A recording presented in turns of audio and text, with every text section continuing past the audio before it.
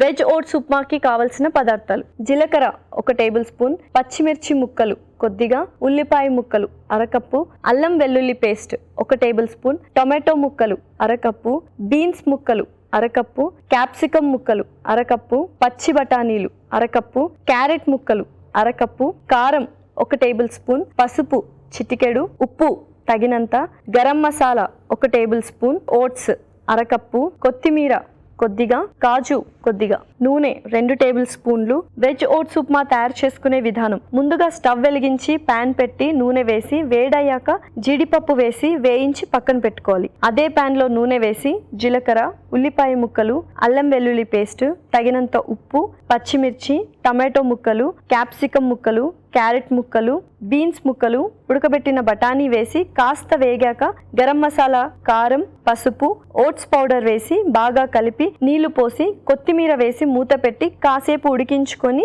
Serving బౌల్లో తీసుకొని వేయించిన జీడిపప్పుతో గార్నిష్ చేసి సర్వ్ చేసుకుంటే ఎంతో రుచికరమైన వెజ్ ఓట్స్ ఉప్మా రెడీ.